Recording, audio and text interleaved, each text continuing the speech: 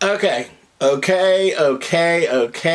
get to this because I got a lot of things to say because there was a lot of little scenes here today that kind of left me feeling some kind of way.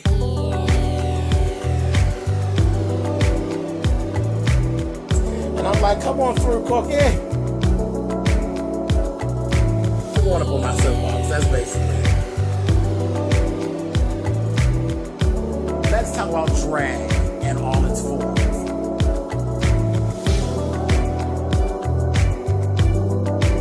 What, Cookie?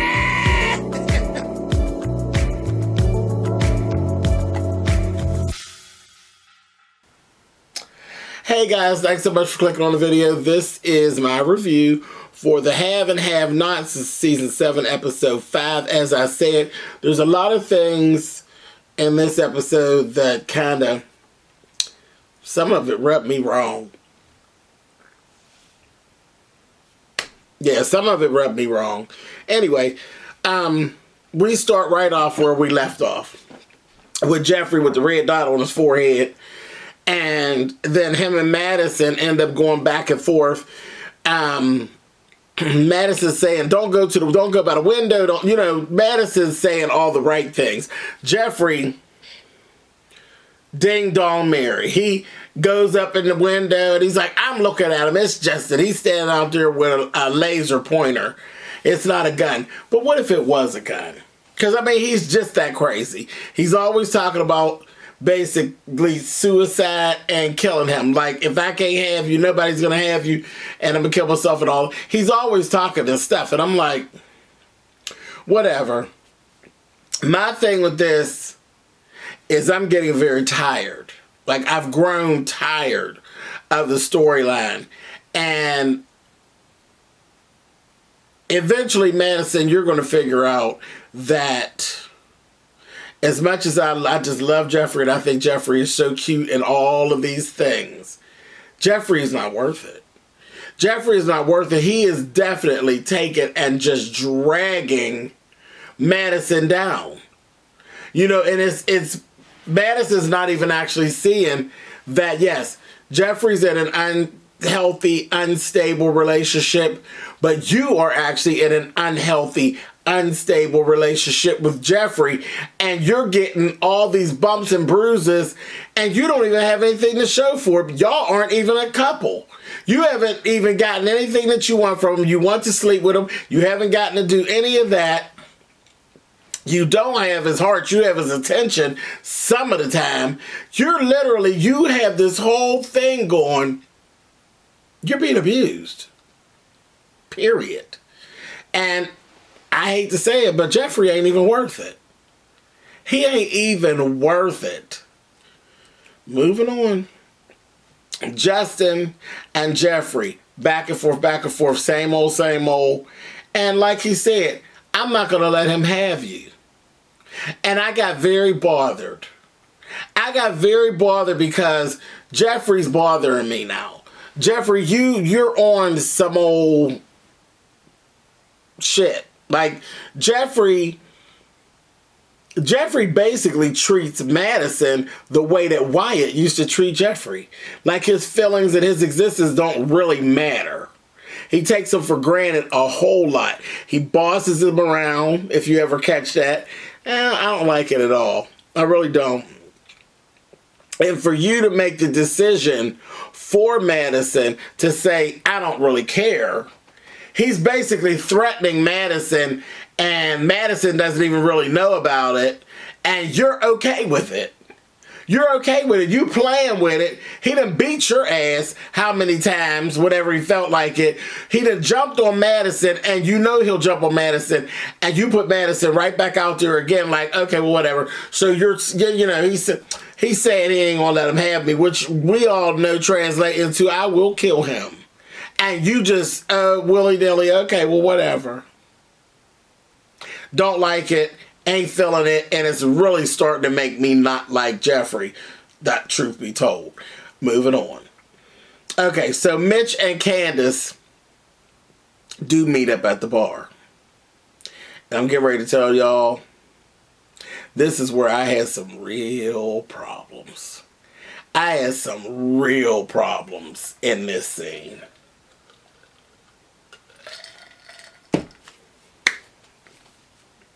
Candace gets down to the bar. Immediately, we feel racial tension. Okay? There's always been this underlying racial tension thing about Mitch's family and black folks.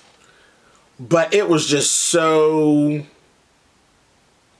up front today. And it just, I guess it was all well acted out and well written out, because it literally made me feel some type of way. But anyway, she come in there. Candace is being fielded by Mitch. That Betty was actually stabbed by, it was an order from Jim Cryer. It was Jim Cryer sending a message to Betty: if you don't give me my goddamn money, shit's gonna be popping. So of course, you know, that pissed Candace all the way off.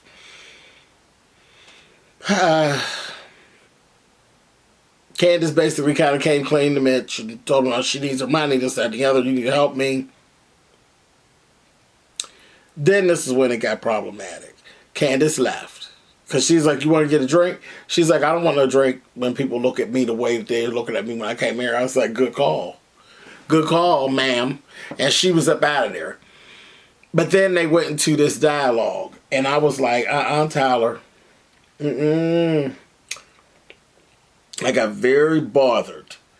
The dialogue went into this whole thing about black women and, you know, and because Mitch kissed Candace kissed Mitch on the cheek or whatever, left, and the one little guy, the little cousin, goes over there and he's like, bitch, what the hell? You know, like she had the plague or something was wrong with her. And he's like, you need to stop that, you know? And he's like, you don't know that that's Candace Young? And he's like, oh, Grandma said she was okay, so she's okay. And he's like, oh, okay. Well, Grandma says she's okay. Yeah, I want to hit that.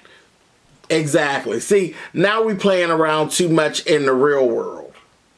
You know, it was just too much in the real world for me, because truth be told, Mitch and them, y'all are Italians and they black, and y'all got this whole thing going on like y'all so much better and they so much underneath y'all. And honey, if you put it to the Cryers, and there's an Italian family and a black family, and they literally and take all the fear that they have because you're a Malone. If you weren't a Malone, you were just a regular Italian family with no connections, and they put you up with a black family. Those rich white folks will look at you and call all of y'all the N-word, honey. You, Candace, her mama, and your grandmammy, okay? Y'all will all be a bunch of N-words. So that bothered me. And the fact that is some of, it's reality, you know, and I hate that I hate it. I hate that racial divide. I hate that whole thing. But it just, like I guess I said, it must have been really well written or well acted this time, because for whatever reason today it got up underneath my skin really, really bad. Really, really bad. And then when Mitch said, you ever slept with a black girl? And he's like, no. Gonna say, she'll wear your ass out. And he's like, I'm a stallion. She's like, you're 5'6". You know, how you gonna be a stallion? And I guess all that was supposed to be funny. I didn't find it funny. I found it very degrading, you know, as pertains to the black woman. And even with Mitch's character, it just got, I was like, I'm Mitch.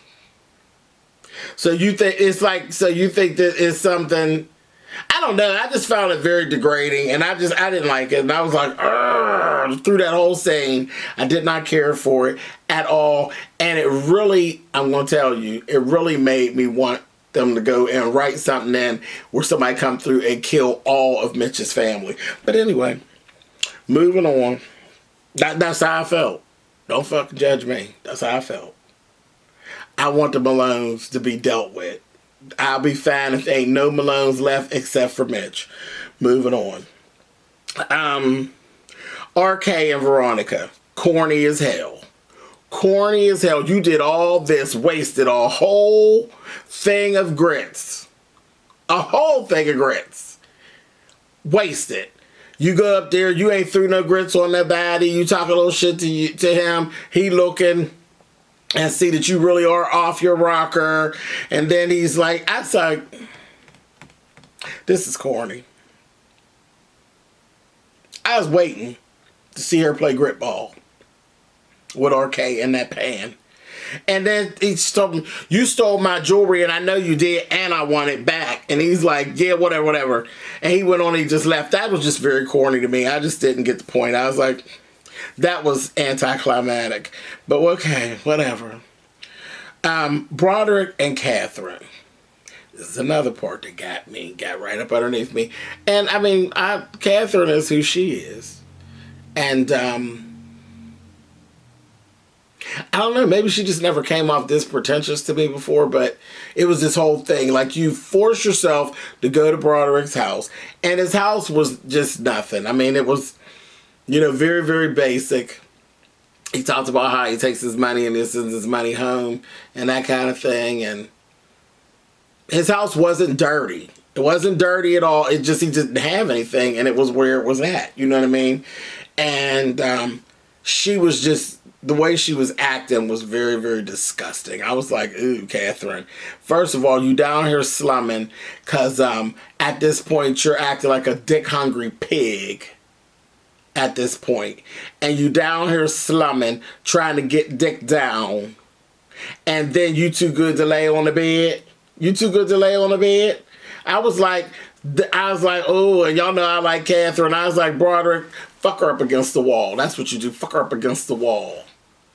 Don't even take her. Just tear her panties. Do her dirty. You know? That's how I felt. Don't judge me. And then that red cup patty. Yeah, I'll take a drink. He would give her that red cup patty with that Bad Dog 2020 in it. And she was giving, on second thought. And then this is how raunchy you are. You're so pretentious that you can't be touched and you can't have yourself touching that bed or none of that. And then she tells him, you know what, after she hears everything about him and sees that deep down he's a hustler because he really has good intentions for his life, that he's not really a bad dude, and of course he's very cute and all of that. She tells him, yeah, I may just keep you. So now she think about taking him and putting him up in a house, buying him a car, keeping him. He's going to be a kept man. And this old rich hoe is going to do this shit. But you're just too good, you know, and I'm looking, I said, and then I know you need to know that he ain't going to think of you as nothing but shit at that point, Catherine, which is what you're actually acting like anyway. Like I said, a dick-hungry pig. Because she turned around, honey, she just couldn't bring herself to just leave without no ding-dong, honey. She go, have you ever seen the back of a $275,000 car? He's like, no. She gonna say, well, you're lucky. So you want him to go dick you down in the back of your car, you nasty bitch. I said, you know what, Catherine, I like you, but you ain't no better than Jim. You raunchy as hell, too. You raunchy. You want to be in control. You pretentious. You pretty much, you one step from being old rapist yourself. Whatever. So we had that, and that got underneath my skin as well. I said, maybe I need to go take a nap and get a cup of milk. But I don't know. I'm on one today. So what? Anyway, let's move on. Sarah done flipped the script on Wyatt, got George down there, and Wyatt, child, he is just a stone cold junkie. She done gave him some pills. He took the pills, well, just drink them on, just go swallow them down. Don't take all the pills. He's all like, I know me. I said, yeah, we know you too, junkie motherfucker. We know you, bitch. Just ridiculous. Give me some liquor. I said, oh, Miss Wyatt, girl, you too much. And, then George comes in with two cops. They done set Wyatt up. She gonna say, go ahead, arrest him. He gonna say, I can't hold him. I don't have anything to hold him on. So she gonna flip this. George flipped on her, said, arrest her. She like, oh no, just give me one day. She gave Wyatt up. So they arrest Wyatt because she done planted cocaine in Wyatt's pocket. Why is such a junkie? He gonna take it and tell, go, you put this in my pocket, you bitch.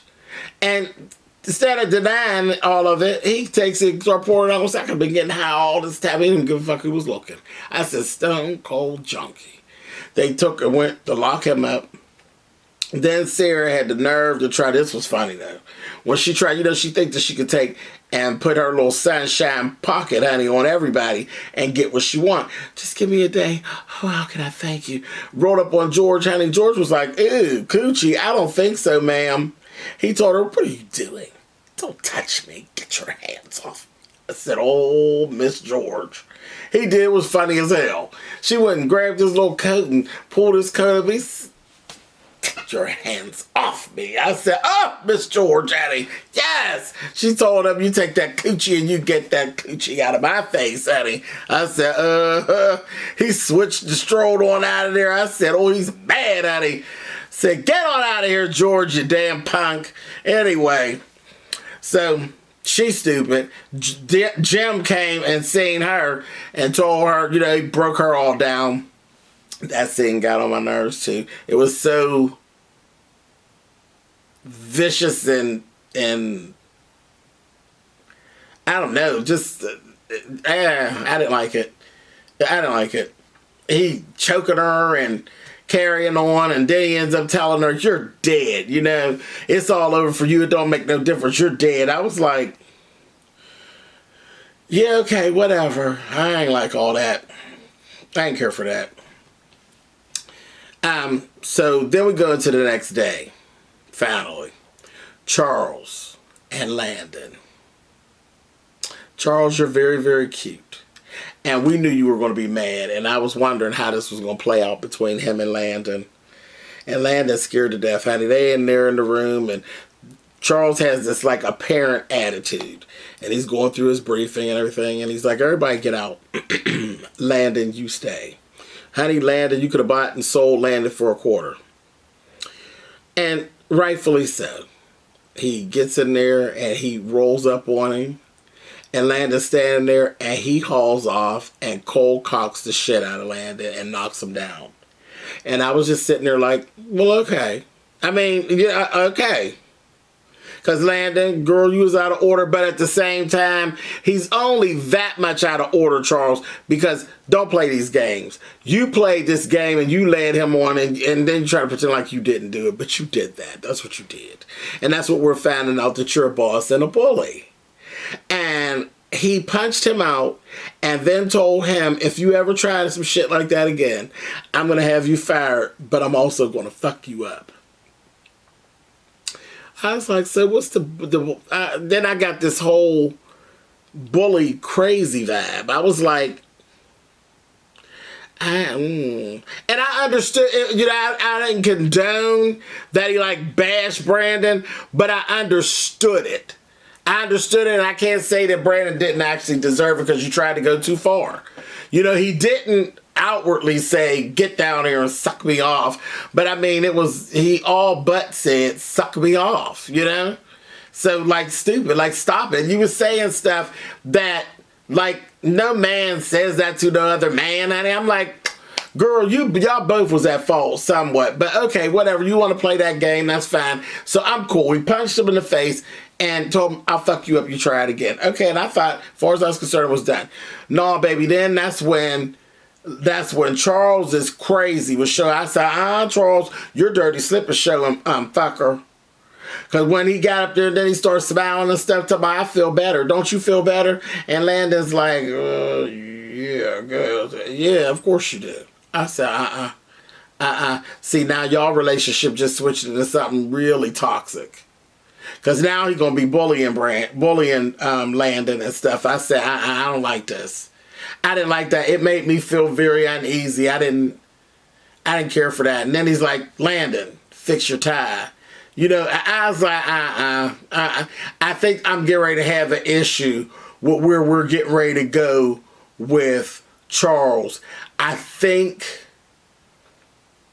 really think it's getting ready to be some type of sick, masochistic type of game that Charles is getting ready to start playing with Landon, and I don't like it. I think it felt to me, and I could be just running with this. Y'all tell me what y'all think. It felt to me like, like he really was mad about the situation. But then after that, I think he actually got off on the fear that he actually knows that Landon has toward him now. And I ain't feeling that. I ain't feeling that at all. Y'all tell me what y'all think in the comments. Let's move on. Veronica, Lord have mercy. The next morning, Veronica, I'm on down there. Doorbell rings. She sits down. She's standing by the door. She goes and sits down and calls the maid. Alice. I said, here we go. Alice came out there, baby, with a letter and gave her here, honey. Gave her a letter. She said, oh, so you're resigning? I wonder how many have resigned. She says, no, not just that. I'm suing you. I was like, oh. Tore up the letter, talked all this shit to her. And Alice talked shit back to her and told her, you know what? You thinking you the shit, honey, but you know, maids know a lot of secrets. And you should really be careful with your secrets when you're dealing with your maid and making a hostile environment. She's like, girl, whatever, honey. Get out, honey. And don't go out my front door. Take your ass around the back. Alice was giving her girl and went on out the front door. I said, Alice get ready to do some shit with Veronica. Alice and Veronica get ready to go at it. And I'm here for it. But when she went over the door, honey, there's the foster care lady standing there with this little girl named Karen. Little Caucasian girl. And she's like, this is a beautiful house. Hey, that Veronica was so rude, honey. She said, yeah, it is. Too bad you're never going to see it again, honey. Yes, I told you to bring me somebody, honey, but not her. I told you to bring me a girl that could stay here with me, honey. A black girl, honey. Someone who looks like me, not Becky with the bad hair, honey. She said her name is not Becky. She said, they're all Becky to me, honey. I said, oh, I mean rude. You hear me? She was so rude. I felt so bad for that little girl. She gonna say, bye-bye, Becky. Bye-bye. She said, you know this is going to disqualify you from our program. She says, and that's going to disqualify you from my check. She said, fine. We're doing good work here. She said, girl, goodbye. And take Becky with the bad hair with you, honey. I said, oh, just rude. Just rude, honey.